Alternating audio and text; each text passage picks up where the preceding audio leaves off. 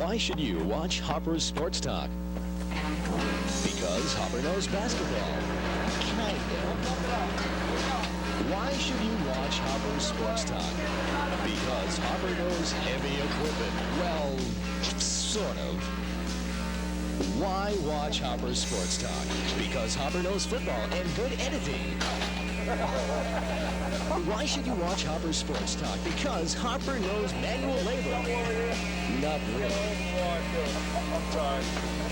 Why should you watch Harper's Sports Talk? Because Harper knows tennis.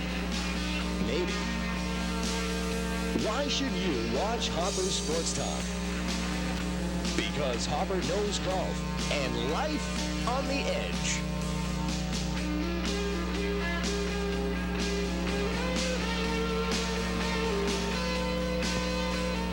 Why watch Harper's Sports Talk?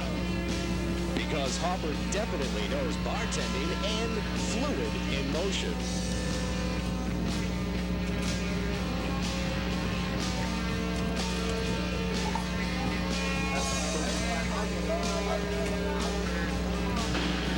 Why should you watch Harper's Sports Talk?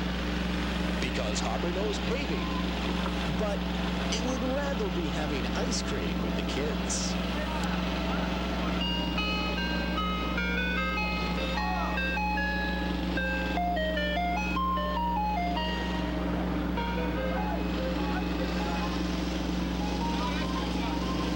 Why watch Harper's Sports Talk? Because Harper knows the police, and he's seen this movie. Why watch Harper's Sports Talk? Because Harper knows how to rock and roll.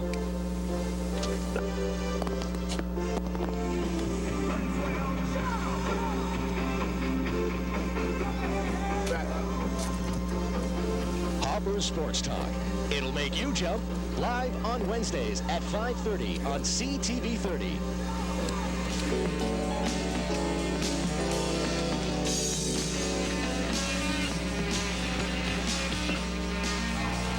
Harper's Sports Talk.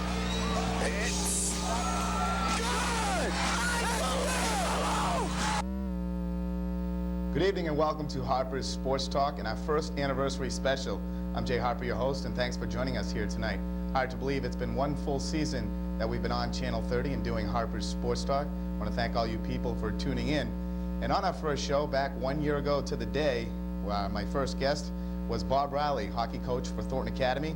And at that time, I had just gotten back from the Bahamas in my week's vacation and did all my preparation for the show down there. And as we got back to the show, I was very tan and still had some beads in my hair. And it was quite an interesting show. But unfortunately, that show has been lost, and maybe someday it'll resurface and give us all a good laugh and maybe be like the Jackie Gleason shows of old and be worth some money, but who really knows. But week 2, my guest was Terry Spear, renowned newscaster and sportscaster for WIDE in Biddeford.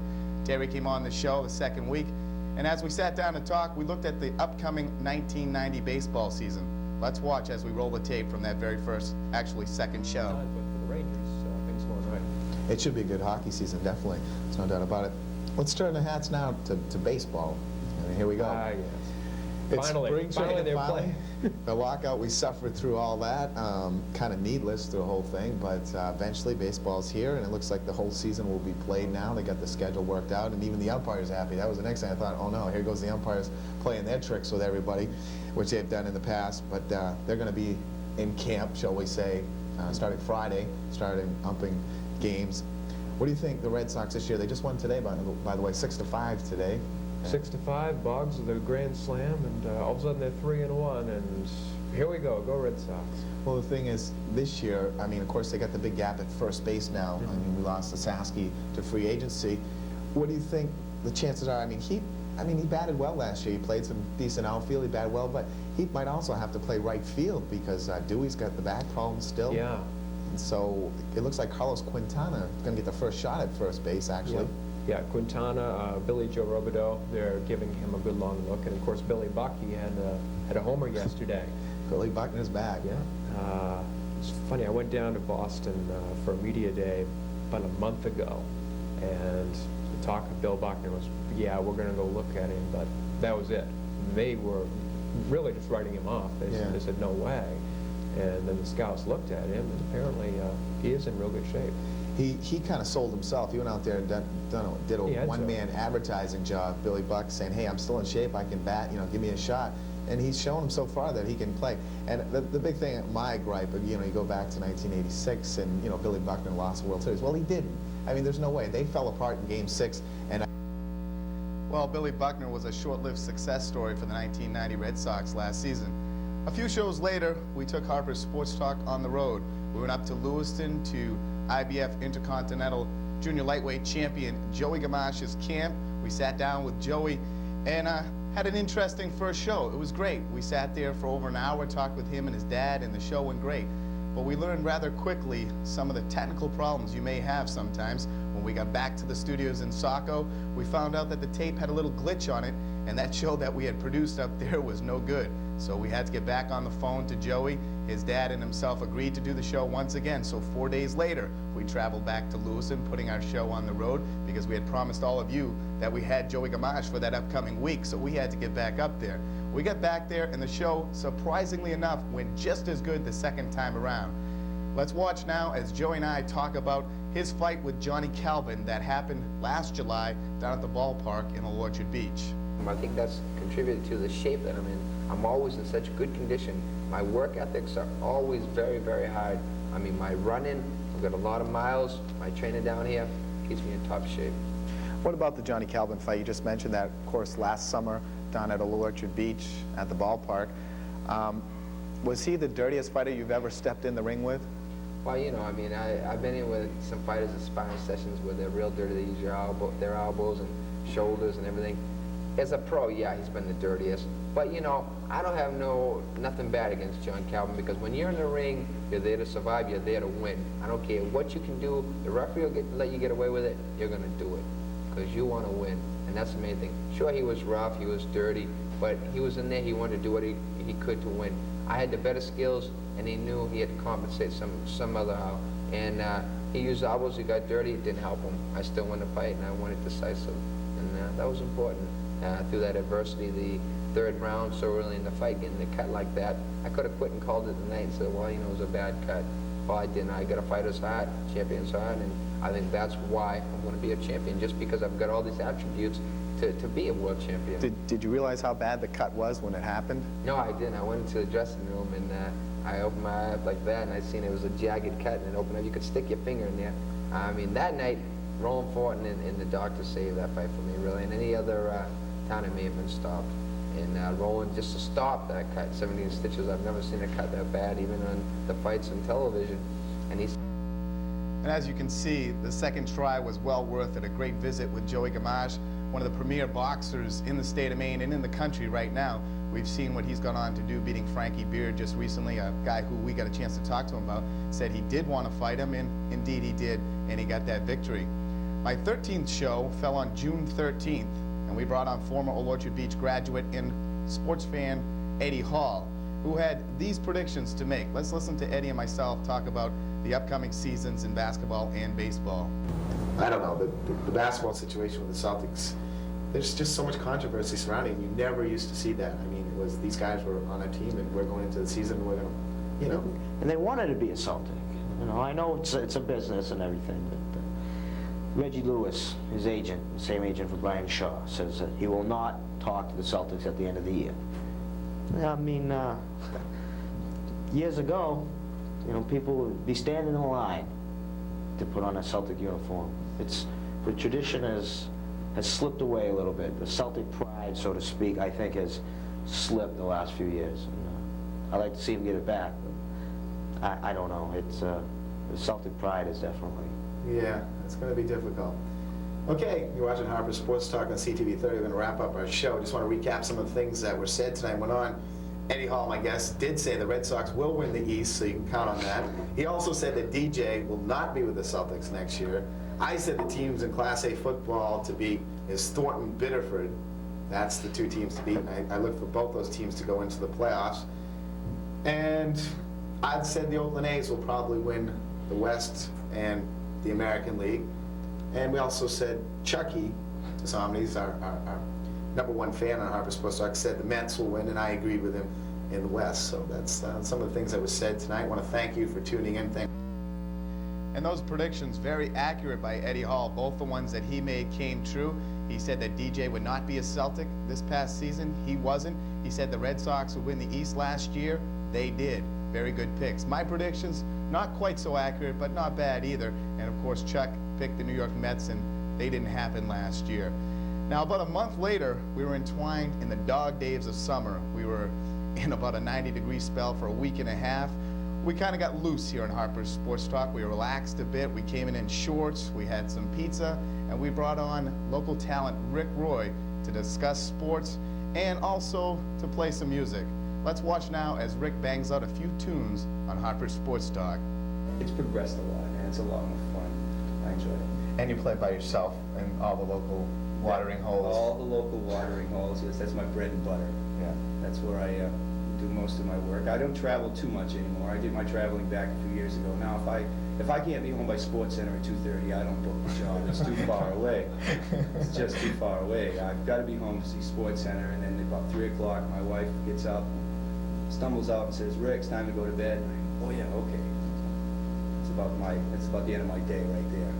Rick Roy, people, one of our most famous musicians and sports fans in the area. Rick, how about doing a tune for us, something that would give us a little sports feeling and a little rock and roll with it? Okay, well, what we did was we went through the Rick Roy archives, my studio at home, and went through the folders and tried to find a song that would fit. This is my grandmother's favorite song. Okay. Which means I'm going to have to learn this anyway because I have a big family reunion coming up. This is a John Fogerty song. How's that guitar? We hear that all right? Okay. Sounds good. We'll beat the drum and hold the phone. The sun came out today. We're born again. There's new grass on the field. Around third and heading for home. It's a brown-eyed, handsome man. Anyone can understand the way I feel. Okay, let's put him in, Coach. Put me in, Coach. Well, I'm ready to play today. Put me in, Coach. Well, I'm ready to play today.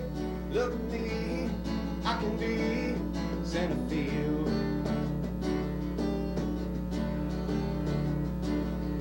Well, I spent some time in the Mudville night, watching it from the fence.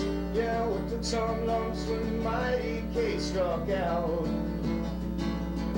So say, hey, Willie, and tell the cop, Joe DiMaggio, don't say it ain't so, you know the time is now. You gonna sing? Okay. Okay.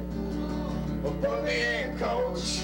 Well, I'm ready to play today. No close-ups. Well, put me in, Coach. Well, I'm ready to play today.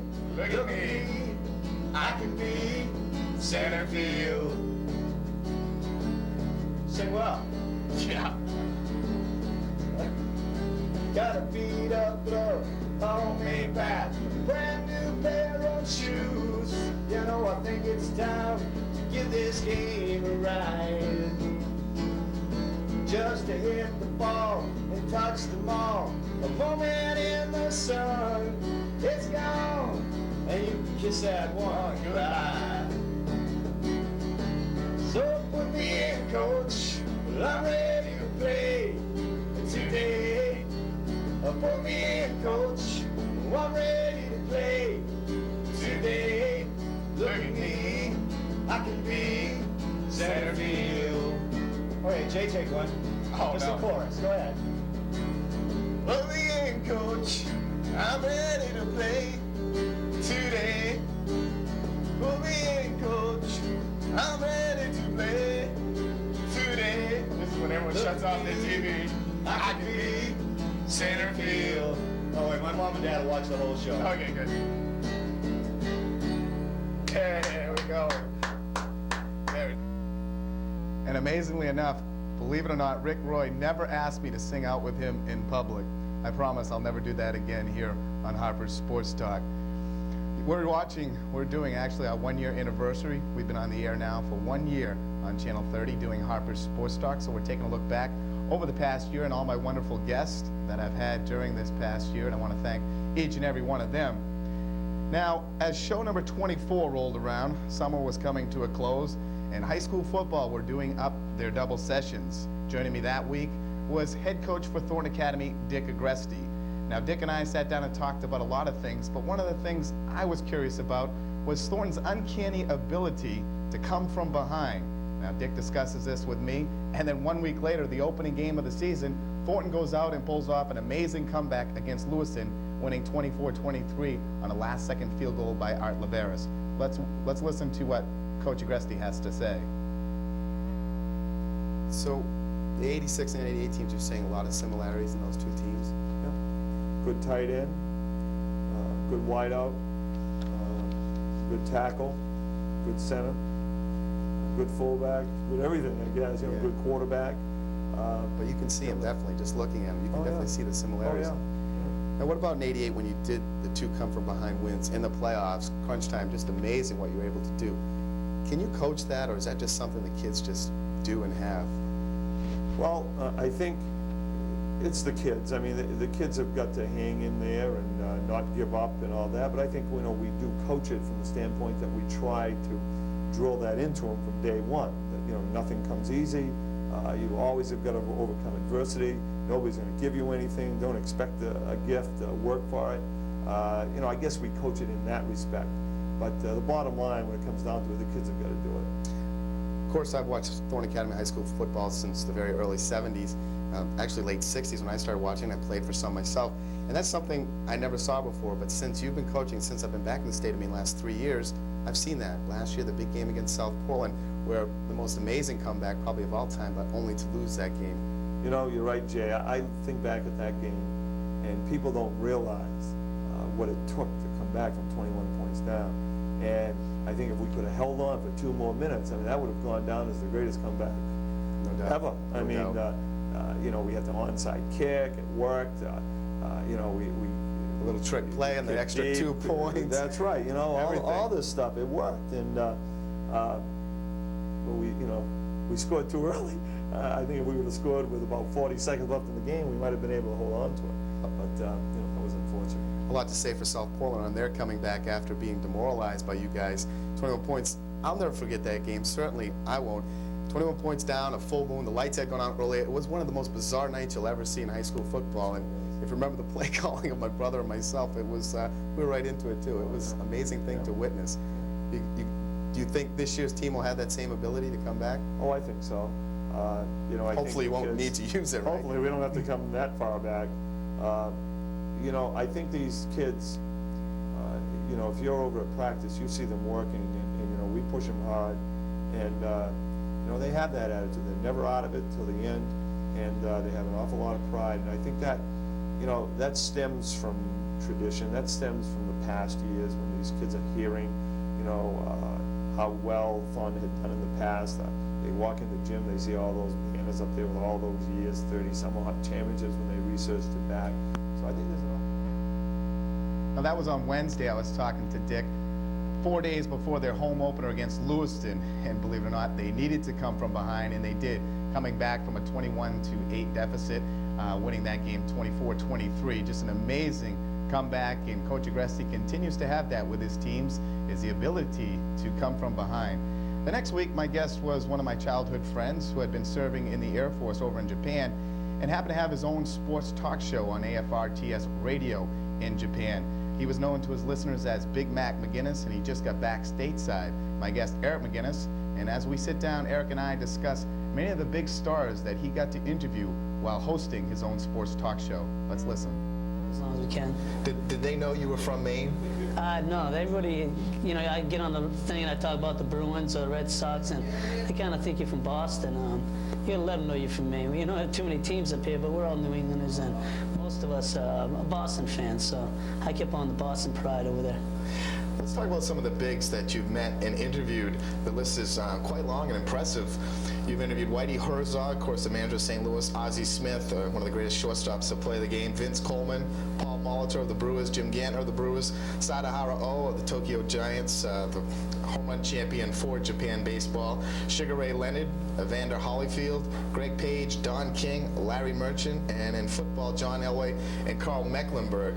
Quite impressive list, and there is more, I know, but that's just some of the big ones. Right off the bat, Eric, Whitey Herzog, what was your impressions of him and what struck you? Well, the White Rat, he came over sponsored by an affiliate out of the States to have a baseball summit with the Japanese. And he was a very impressive guy, a fun guy, and he was there to teach Japanese how to play American baseball and maybe take a few guys back to the farm system with him. He brought over Vince Coleman and Ozzie Smith, both guys who contributed over there to the Special Olympics. They donated stuff to us. Whitey Herzog is just, he's the White Rat. You can see he's a baseball man all the way. And he gave a firing speech at a banquet we had, and he's an enjoyable man. What was his impressions? Were you able to obtain his impressions of Japanese baseball? We didn't really get the chance to be in the summit itself. It goes for 4 days. We more or less went to the banquet the thereafter, and really didn't get to talk to him too much about that. But the feeling is, as you're reading the papers over there in the Pacific Stars and Stripes, was fundamentally strong. The Japanese are very fundamentally strong. They train real hard. Now, Ozzie Smith, you got to sit down and talk with him and Vince Coleman a little bit, and I remember you saying Ozzie Smith, a real nice guy, down to earth. Oh, super nice guy, and one thing about Ozzie Smith, just talking to him, he was a friend. You know, here we are over there in Japan, and he came over, and we get to go to the restaurant with him, and he sat down and came around to talk to everybody. And when he talked to Vince Coleman, we asked him one of the reasons he enjoyed so much about, we kidded him about having to play with for Whitey Herzog, and he said he enjoys going out on the field every day because somebody like Ozzie Smith is there, who's a true professional. He's just amazed to get to play with him, and it makes baseball fun for him. Okay, moving along. Paul Molitor of the Brewers, you also got to talk with him a little bit. Paul Molitor and his wife. Paul Molitor, his wife, and Jim Gantner, his wife. We get to go out with a Japanese friend of mine who runs the American Baseball Association over there. A group of Japanese, 2,000 avid American baseball fans that are Japanese that refuse to watch American baseball. My friend Eric McGinnis, and from that show, John Heffernan of the Portland Press-Herald was watching, called us up here after the show, and wanted to do an interview with Eric with all his involvement in baseball and Japanese baseball and doing his own sports talk show over there. So Eric got himself an article in the Portland Press, and then from that association, I of course brought John Heffernan on my show a couple of different times since then, and John, one of my great guests and good friends too. A few weeks later, it was homecoming for Thornton Academy, and we brought on former everything at TA, Athletic Director Brad Leach. Let's look back to last October. And welcome to Harper's Sports Talk. I'm Jay Harper, your host, and this week my guest carries a long list of credentials with him. Some you may know of, some you might not. He was a three-sport standout for TA in the 1950s, played 2 years of football and 4 years of baseball for the University of Connecticut, pitched in the Pittsburgh Pirates farm system, was the head coach of Thornton Academy for 9 years during the 1960s, refereed high school and college basketball for some 27 years, and he currently is the athletic director for Thornton Academy, the position he's held for 19 years. Will you please welcome Brad Leach? Thank you, Jay. Brad, I guess you've done a lot on and off the field, coaching and playing sports and being involved in athletics. Is there anything, though, you wish you would have done or maybe should have done looking back? Anything you missed, can you think of? Not a thing. I've been very, very happy dealing with athletics. It is a part of education. It's very positive, and we really have some excellent students at Thornton, and I think the trustees and administration have been extremely supportive, so it's a very positive place. So I've been extremely happy and pleased to have the opportunity to get involved with youth in the athletic area. It's kind of ironic, you know, playing the baseball in college and in the farm system for Major League Baseball, and then refereeing basketball. You got in that side of it, 27 years in the basketball side because you didn't carry on that. And then the football, you coached the football and of course had probably your most success in high school during your football days there. So you have had a little bit of everything. A little touch of everything, and I've enjoyed everything so far, and so it's been exciting. And of course the administrative end in the AD position now for 19 years. years? Well, there's been a lot of transition, and the transition has been very positive. I was involved with the parodies involved with your women's athletics, and so it's been a very, very positive change. And we've added 10 new sports in the past 15 years, so it's been just great. Let's start with your playing career at Thorne Academy. Something that I just learned about, and people might not know, you lived in Biddeford and played all the way up through your freshman year for Biddeford, Right. and then moved to Thorne Academy. Tell us about that. Well, that was an interesting scenario. You must remember in prefacing my little story, St. Louis High School was in existence then, and it was very much a competitor with Biddeford High School, and therefore some of the assets that Biddeford High School now enjoys, they didn't enjoy at that time. And one of the scenarios that happened was kind of interesting is that, and it wasn't a single thing, but I think the thing that broke the camel's back was that I was fortunate enough to earn my letter in football and basketball as a freshman, and also baseball. This is varsity? This is varsity. As a freshman. And my father came home one night after the baseball season, and he asked me if I had earned my letter in baseball, and I said yes. My father worked, and so didn't have an awful lot of opportunities to go to the game, and I said, yes, I did. He says, have you got it? And I go, no, I don't. And he said, well, what happened? He said, oh, they didn't have enough to go around. He said, they didn't have enough to go around? And I said, no, I had earned one in basketball, and I'd earned a letter in football, so they gave it to someone that hadn't earned any letters. And the next thing I knew, he was on the telephone to Bob Bowie, then the headmaster at Thorne Academy, and his question was, can I attend Thorne Academy? And the answer there was yes, and how much is it going to cost?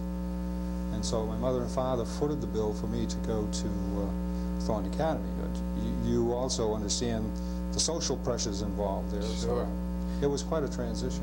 Yeah, I was going to say, with the rivalry of Thorne and Biddeford, how did each school receive you? First, the transition to Thorne Academy, how did they say, you know, is this a great athlete, we're happy to have him, or was there a little resentment? Well, I don't think there was any notion that there was a great athlete there at all. I do think that they accepted me because I became part of them. With Biddeford, it was a little bit different. I still maintain a lot of friends there, but there were some trying periods where, you know, I literally drove across and through Biddeford every morning without really communicating much with them. So it was not easy at all. How did you travel back and forth to school?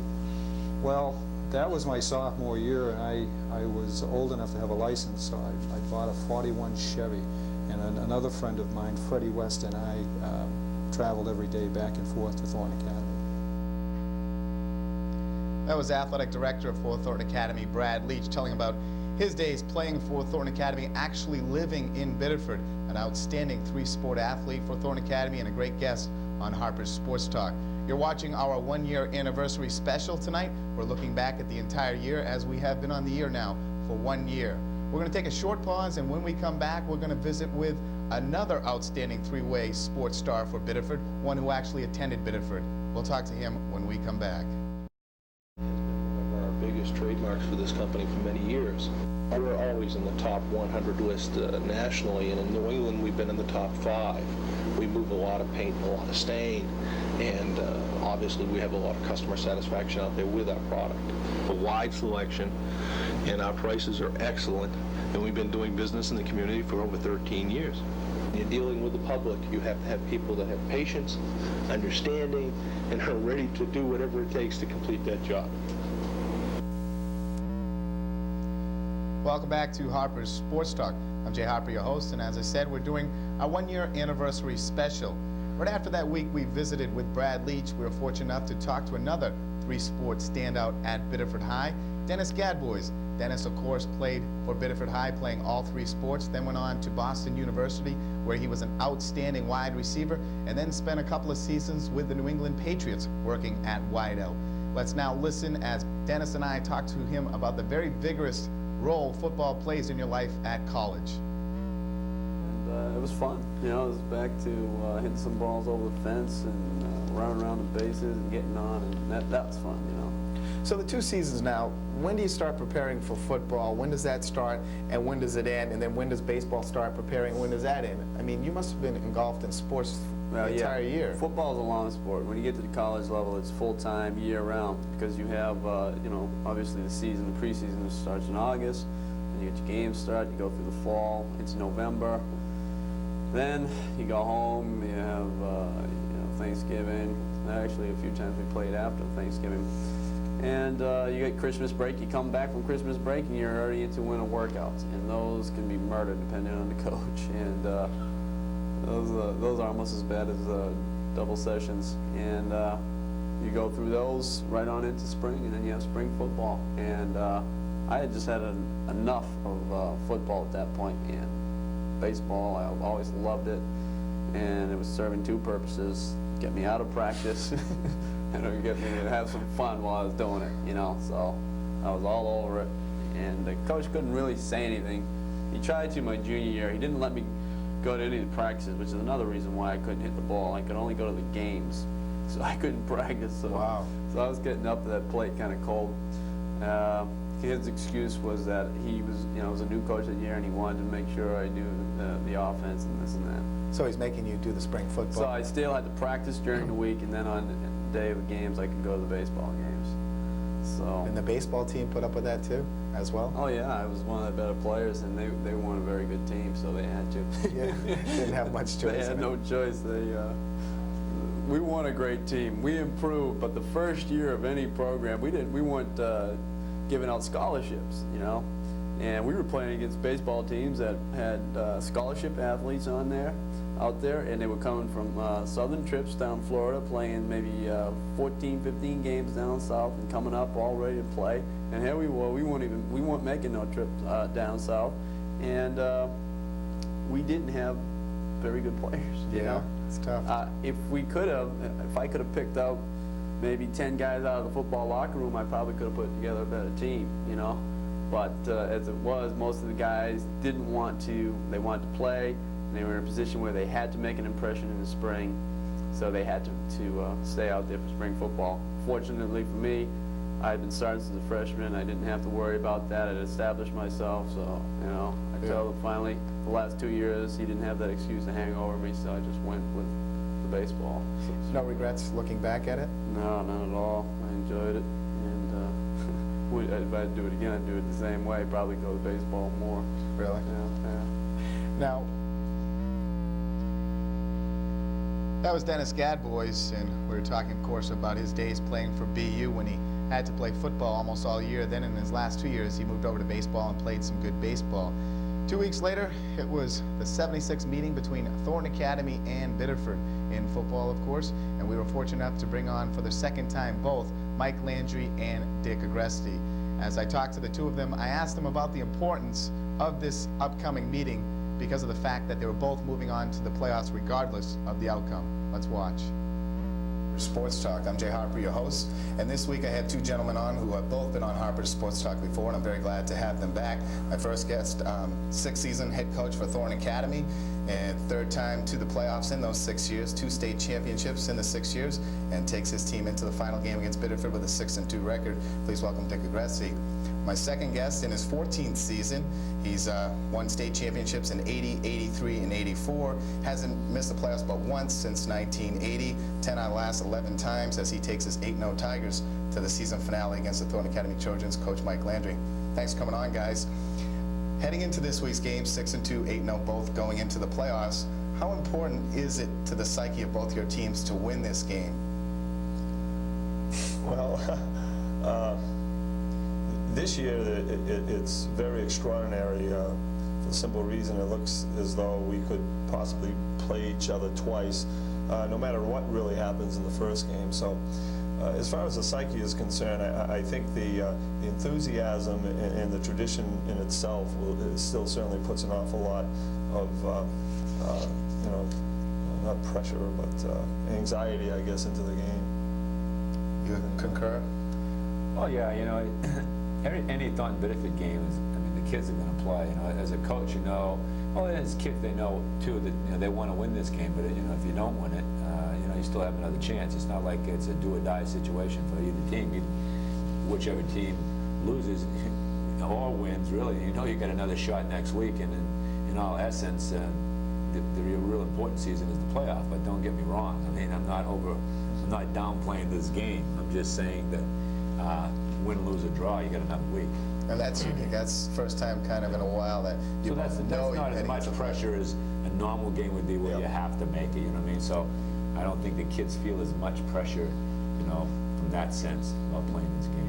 Now you're both preparing for this week's showdown. Is it the easiest week to coach because of all the intensity for a Thornton Biddeford game?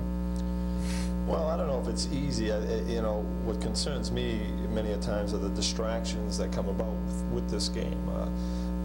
Actually, it started last week. I'm sure Mike had the same thing. You know, you have reporters calling you, coming over, wanting to take pictures, and you have another game to play before the big game. So, you know, as far as getting the kids, they're going to be excited come Saturday. But as far as during the week is concerned, you know, you still have got to make sure that they're concentrating and they're trying to work on the game plan that you're setting up, so that come game day, well, you're going to be able to execute.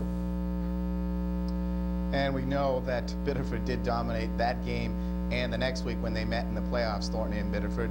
But a very good show with Coach Landry and Coach Agresti talking about the season. On the 7th of November, Channel 13's Tom Karen stopped by our studios, and Tom had a big announcement to tell everyone about the Celtics. But the fact was, he couldn't tell us yet. Tom had a lot of fun when he visited with us here on Channel 30. Let's listen. The Dolphins and the Niners win it. Oh, that'd be nice. So there you go. A rematch of '84, I think it was. Yeah. Somewhere back there. But how about in the NBA now? Can the Pistons go 3 in a row? Now, it's 49ers are trying to do those it. Celtics? Boy. Watched last night's game. Brian who? Yeah. Brian who? Yeah. Send him back to Italy. Boy, they are fun to watch, and if nothing else, they are fun to watch. And they're exciting, and they're explosive, and when D. Brown matures, they're going to be a good player. The key to the Celtics, whether they can go anywhere, they either Pinckney or Mike Smith have to come of age. Kevin Gamble. They need that other. Saying that Kevin kid's Gamble's name for playing 2 great, years now. and this is their offense for him.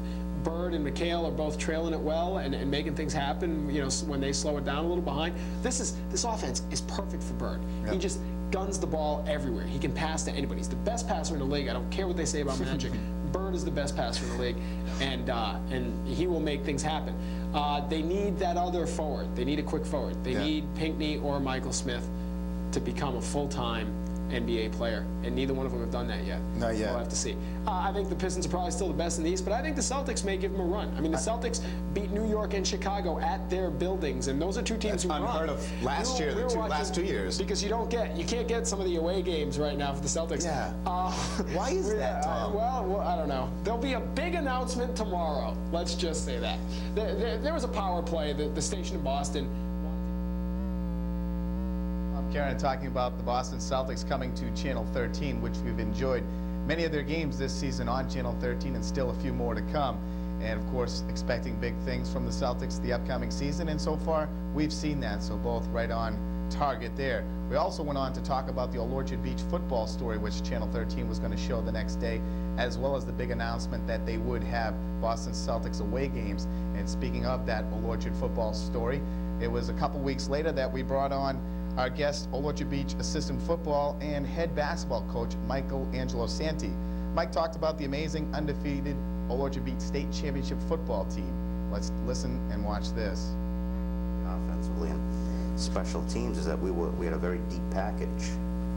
We had a lot of things that we could respond to the opponent's defenses, offensive, whatever. And one of the reasons for that is that we got to work right away. In fact, when we went into the Thornton Academy scrimmage the second week of the summer, we were rolling. We were playing good football. That scrimmage ended without a score by either side. And when we came out of that scrimmage, we knew that we were heading in the right direction. The kids came in so intent and so serious and so excited that it was, you know, when people talk about this being an amazing season, it was an amazing season to coach as well, because the kids were so responsive and so into it that we left every practice on and up. I can't think of one practice that we left shaking our head. So, yeah, we knew. Now, wasn't this year, as opposed to last year, a numbers game too? Didn't you have a lot less kids out the year before? You increased your team size by how many players? Well, last year we ended the season with 23 boys. And this season we dressed 51 for the state game. Wow.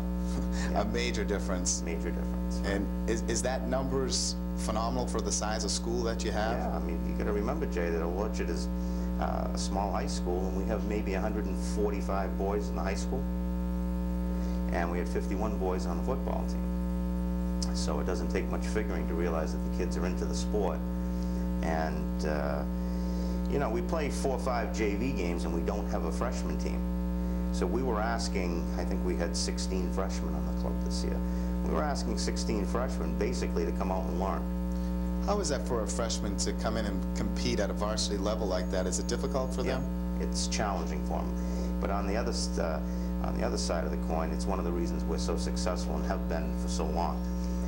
When our kids come in, as every football club does, we have a look team.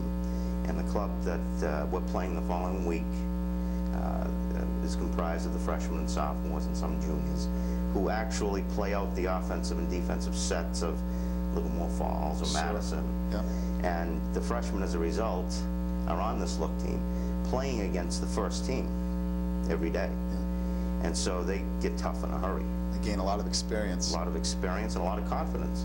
They know if they can go against our juniors and seniors as freshmen, that, and of course we control it. It's not all out. We control it. But if they know they're competitive against those boys, it's just a big major step in the right direction of competing against other clubs' varsities. And our kids season in a hurry. Have you ever had a freshman start on the varsity or play for you during the year? Yeah. 4 years ago, Adam Wilson started for us. Adam just, of course, was one of the captains of this past team. My son started as a freshman last year. Chris, some games. You're watching Harper's Sports Talk on CTV 30. I'm Jay Harper, your host. We're doing our 1-year anniversary special. Been on the air now for 1 year.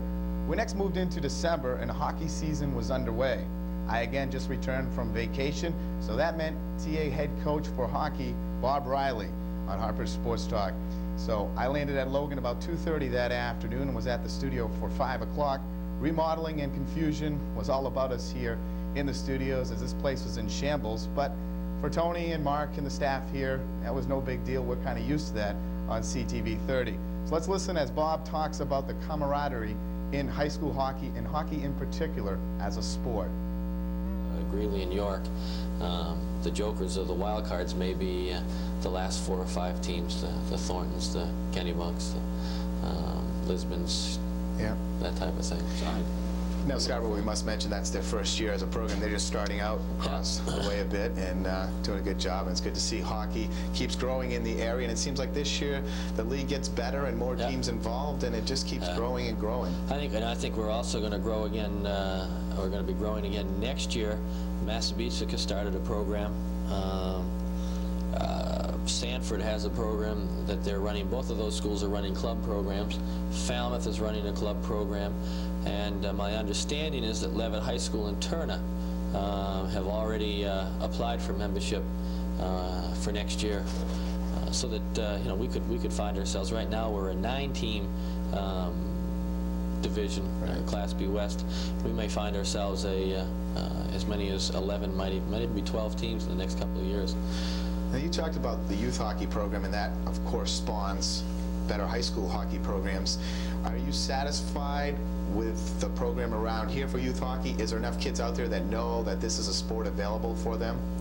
I'd like to see more, obviously. You know, the more kids that we have playing the game and realizing the joys of playing the game, I think we'll have it's better for all involved.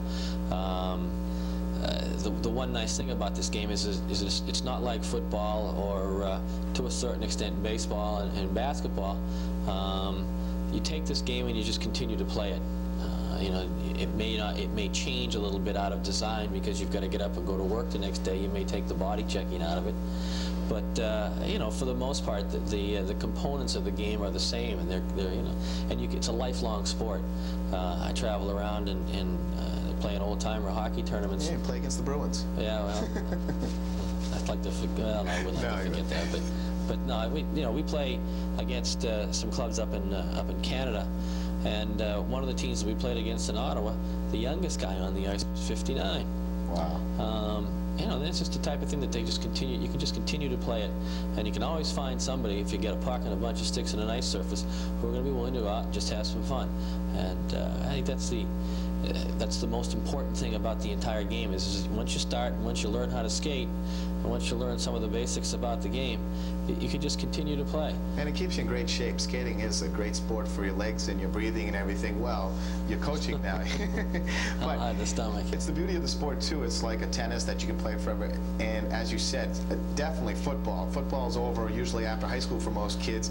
You might play in a flag football league, but those are few and far between. It's not the same. Hockey continues, just a little bit of the competitiveness wears off, so it is a good sport in that manner. There's something about the camaraderie of hockey players. You know, you can be sitting down someplace in the Bahamas or in the summertime down in Kennebunkport, and you run across somebody who says, yeah, well, you know, I played hockey at such and such a place. You did? Do you know so-and-so? And all of a sudden, you strike up a conversation, and there's that immediate bonding, and it's difficult for me to explain that to people who have not been initiated in the game. But for Bob Riley, my back from vacation guest, talking about hockey and the camaraderie of the sport. At Christmas time, high school basketball was evolving into a fine season, and as we found out later on and just recently, what a great year it actually was. My guest that week was Joseph Harper, a sports writer for the Journal-Tribune. And let's listen as him and myself talk about the upcoming season in high school basketball. Back to the NBA style of basketball. Yeah, and some players take it on right away, and other players take 2 or 3 years to develop and get into the flow of the NBA, and maybe he's just still waiting, you know, to really turn it on. He started a lot of games last year and scored 20-plus points, so, I mean, he showed some of his potential, but now, you know, that confidence thing has to be a big part of a young player's career. It's got to be a rude awakening for him sitting on the bench and playing the last 2 minutes of the game. Yeah. You mentioned high school basketball, Jeff Tardif. Around southern York County here, some of the teams, Bonnie Eagle, Biddeford, playing some great basketball. This year, it looks like a wide open type of thing for York County and for the Class A. Definitely, it's wide open. You know, you can mention 3 teams right off the bat, and I'd put Deering, Chevrolet, and Biddeford right there, neck and neck, as far as down here in southern Maine. Sanford could be a definite force come tournament time because of their height, and Bonnie Eagle is the big surprise, how well they've done.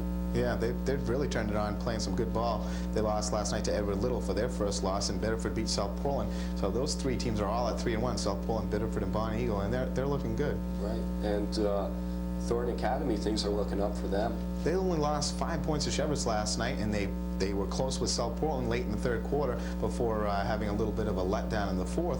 So yeah, they're just there, but Thornton needs a break. They need that big win to get their confidence and get them over the hump and get them on the right track. It seems like no matter how good they play, they still come away with a loss. Yeah, and from what I hear, they have some excellent young players coming up, so they could, we might be hearing a lot from them in the next 2 years. I've been awful, you know, critical of basketball and the following of the game by fans, but it seems maybe this year with all the good area teams having good programs that basketball might start to come back and flourish. Well, I sure hope so. You know, a great example of the how basketball isn't followed in southern Maine is you brought down University of Maine men and women basketball teams, and things are looking good for the men, and the women have been very good for years. And they only get 2,000 people into the Civic Center. All right, granted, it was a bad night for driving, but there's no excuse for that. And we found out what a great year it was, especially for the Biddeford High Tigers. Congratulations on a great season. And Thornton Academy, a very successful year, finishing up at 9-9. Next, we rang in the new year. 1991 meant keeping our promise to our #1 fan on Harper's Sports Talk, Chuck DeSaumides. And that man, Chuck, was our guest here. He came on in early January and put a face to the voice that calls here every single week. Let's watch and see how it evolved. And Larry Bird and company.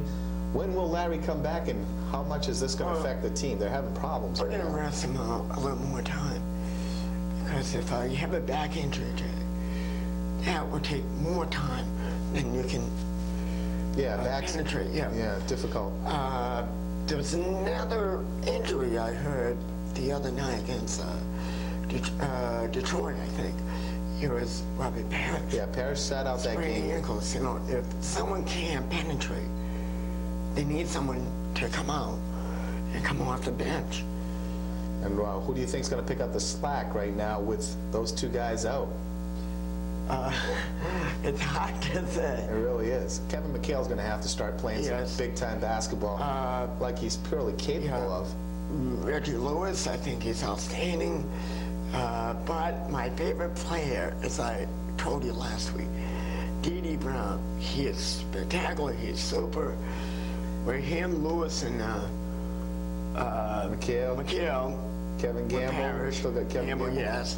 Did you see the play the other night that D. Brown went up for the rebound and caught it with one hand and dunked it back Yes, in? outstanding. That was incredible. For a rookie and for a guy that's only 6'1" to be able to sky the high and dunk it, that was a big-time move. Okay, there was one player I'm sort of surprised to see. It's on another team. Boards. You know, Tyrone Bogue? Yes. I think that's his name. How can they penetrate with a guy his size, 5'6", 5'7"? Well, he's only 5'4". He's 5'4". Chuck DeSaumides is our #1 fan here on Harper's Sports Talk, finally getting a chance to visit with him. And as we found out about D. Brown, that was just a small sampling of things to come, as we saw his prowesses on the dunking in the dunk contest in the NBA All-Star Game, and that was quite a treat to see. Now in February, we finally had the chance to visit with Thornton Academy basketball coach Mark Gagne. It came at the biggest moment for TA basketball in some 19 years, right after Thornton Academy had upset #3 Portland 62-61. Let's watch as Mark and I talk about that big victory. At Thornton Academy, if you were unable to attend or misfortunate enough to sit home thinking that Thornton was going to get blown out, you're wrong, and you missed one hell of a game. It was a great basketball game. The kids played fantastic, and good coaching down the stretch. I have to say, you kept the kids calm, and they kept under control, and they kept plugging away. I mean, like you said, they fell behind early, and they fell behind again. They'd make a run, and they'd find themselves back down by 10 or 11, but they just played the solid defense all the way. And then late in that third quarter, early fourth quarter, things finally started to fall your way. You start to get a few loose balls, some lucky rebounds, and put-ups back in, and really big game. You know, at the beginning we were tight. I mean, it looked like there was a cover on the basket, and I think we were 3 for 17 or something. And the kids, they knew it too. I mean, it's different if you're throwing the ball all over the place. And Portland played some good defense and pushed our offense out a little bit further. And you know, we like to have Craig bring the ball in to start things. But we were down 10 at the half, and we wanted to tie it or be close at the third period quarter, break it. And we were right there, and then the fourth period things started to go our way a little bit, and we kept playing good defense. We got some help from our bench, like you mentioned before, and you know, it was a great game. It was a team effort. There's no doubt about that. And the crowd, something I called for early in the year. In one of my articles I wrote for the Sun-Times, I just feel so fortunate that things have turned the way they have, because Thornton Academy is playing some great basketball. The student body's getting behind it. They're making a little noise up there. They're trying their best. And over on the other side, behind your bench, that seems to be where the parents gather. And they were up in arms. And it was just wonderful to be there. It was a great game, and you couldn't believe it was unfolding. And they just hung in there and did it. You know, and no doubt about it. I mean, our parents have hung with us, and they got something to cheer about, and they've been great for those kids. And, you know, it makes you feel good coming back to the bench and getting some applause. And our student body, even though we got to work on a few of their cheers. And that's what I was going to say. I think maybe I'm going to have to go back in and lead them, or bring someone back from the Hills Army to help lead them. But they're doing their darndest over there. And we appreciate their support too. Yeah, it was a great game. And the two kids that really played well, that I haven't seen playing that well, the great victory once again over Portland 62-61. Thorne would go on and beat Western Maine champion Biddeford the last game of the year 63-62 on a last-second three-point shot by Craig Agresti. A great year for Coach Gagne and the kids as they finished up at 9-9. And as we saw by beating Portland and Biddeford, they could play with the elite in Class A and really deserved a shot at being in the tournament, but still no tournament appearance for Thorne Academy, hopefully next year. 2 weeks later, we had our 44th show, yet only our second female guest here on Harper's Sports Talk. That week, we were very glad and delighted to have as our guest Diane Whitcomb, head coach for the girls field hockey team and girls basketball team at Old Orchard Beach. Diane had some great philosophies about high school basketball and referees and just the game itself. Let's watch. Sports have been having problems with officiating. Your thoughts on the officials this year and the job that they do and the type of officials you get assigned to your games? What do you want me to say about the officials? I mean, is it adequate or is it less than adequate? I mean, do you have problems with them? Well, I have problems with officials, I'm sure, just like they have problems with me. I try to keep telling myself that they're going to make mistakes, and I try to compare that to my kids on the court and myself as a coach. I make, coaching mistakes every game. You look back and think, geez, if I had done it this way, I should have gone with my gut instinct, or I should have told the kids to set up this play at this time. And then you look at the mistakes that the kids make, and the kids come off complaining, and so my turn back to them this year was, listen, think of all the mistakes that you make. How many times do we mark in that little turnover column that you had a turnover, you threw the ball, and then let's add up the amount of fouls that the officials missed, or traveling calls. You can't compare the two. They make mistakes, you make mistakes, and if we can just live with that. And I think this year I really worked with the kids in depth on trying to accept the fact that officials do not win or lose games. They can turn it around, I think, at key points in time of a game to turn the game around, but they're certainly not going to win or lose it. And I've had my share of difficulty with officials many times. I've had many technicals, but this year I had, I received one technical, and I might have been deserving of maybe one more. And the one I received was in a Christmas tournament. Oh, it was two. They were back to back. Diarrhea of the mouth. They're all coming out now. You remember? Wait a minute. There was two more over there too. No, it was just two in a Christmas tournament. But I do. I try to tell. I try to tell myself that too, because I have a hard time. We all think that everybody can coach and everybody can officiate, but there's only one person getting paid to coach and one person getting paid to be an official. But yet everybody seems to think that they can fill both shoes. And, you can't. I fought with it my first few years. I was real feisty on the hockey field and in the gym, and it was, I don't know if it was a power thing or whatever, getting a technical. But that soon diminished, and it was like, this isn't a good example for the kids. It's not a good example for the school, the community. And if I can't stay under control, then how do I expect sportsmanship and under control fans to, come out? It's the first time I've heard it explained that way, about you making mistakes, the kids making mistakes. That's a great philosophy. Just open a new door for me. Maybe I'll calm down up in the broadcast booth too, but that's really nice and a good way to look at it, and that helps teach the kids that everyone's making mistakes, everyone's out there trying to do their best, and that's what you gotta expect and hope for. Very good. You're watching Harper's Sports Talk on CTV 30. My guest this week is Diane Whitcomb, head coach of the girls basketball team at Old Orchard, as well as the girls field hockey team. We're going to take a short pause and come back and talk a little bit about this year's field hockey team and last year's as well. The break, and it's back to us, our first anniversary special here on Harper Sports Talk. This week makes our 47th show, giving me only 5 free weeks during this whole year. Not quite a Johnny Carson season for me, but it's been a great year on CTV 30, and I give special thanks to my friend and cameraman Mark Cantra, my producer Tony Alamo. Also thanks to all you viewers out there who have tuned in during the course of this year, and special thanks to the one who have taken the time out to call up here on Harper Sports Talk with some respectful and intelligent questions. Also want to give thanks to all my great guests that I've had over the past year on Harper Sports Talk. I'm going to quickly run them down, and hopefully I didn't miss any. I don't think I did. We've had a few repeat guests here on the show, but Starting off the top, Bob Riley, of course, was our first guest 1 year ago to the day. He's been on our show twice. Terry Spear from WIDE, Krista Shute, student athlete from Thornton Academy, Rick Lavasser, a good friend and hockey expert, Mark McGinnis, Little League baseball coach. He's been on the show twice. John Heffernan of the Portland Press Herald, a two-time visitor to Harper's Sports Talk. Mike Lowe, a one-time guest, also from the Portland Press Herald. Joseph Halpern from the Journal Tribune, sports writer for them. Rod Watton, coach of the Marshwood Hawks. Mike Landry, who's been on twice, coach of the Biddeford Tigers. Also, Joey Gamache, big boxer from the state of Maine, right now ranked, I think, 3rd or 4th in the world right now in the junior lightweight category. Eddie Hall, a Orchard Beach graduate, athlete.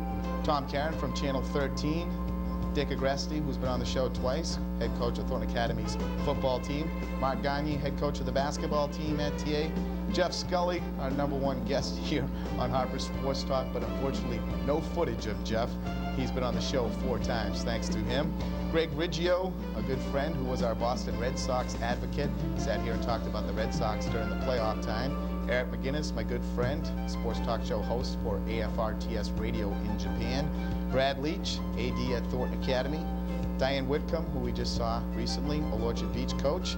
Michael Angelo Santi, also assistant football coach and head coach at OOB for basketball. Sean Toussaint and Jeff Saran, Thornton Academy student athletes. Dennis Gadboys, former New England Patriot wide receiver. My brother Jeff Harper, sportscaster here on CTV 30. Chuck DeSomnies, our #1 fan on CTV 30. David Roof, soccer coach for Thornton Academy. Peter Borre, who's starting up the semi-pro football in the area. Dick Potvin, who heads up boxing in southern Maine, Biddeford, Saco area. Rick Roy, our musician sports fan. Dave Melanson, Biddeford graduate and sports fan. Craig Palmacy, who was just on last week, who's running a tournament coming up April 13th and 14th for women's basketball. And also Phil Curtis, head coach of the tennis program at Thornton Academy. I think that covers them all, but I'm not 100% sure. But a special thanks to all of them, because they are the people who've made this show worth having, and hopefully a lot more great guests in the upcoming year, because I look forward to another great season. I plan on being here until I get the call up to the bigs, and that may take us a while here on CTV 30. But I've enjoyed all my shows, and I've enjoyed all you people, and want to wish you continued patronage, and also to all the sponsors we've had throughout the year who have actually sponsored the show. Thanks for them. For Harper Sports Talk, I'm Jay Harper saying thanks. Hope you enjoyed tonight's 1-year anniversary. We look to see you here real soon again. And once another reminder, we are now on at 6:30 on Wednesday, back to our spring schedule. Thanks again, and hopefully another great second year. Take care.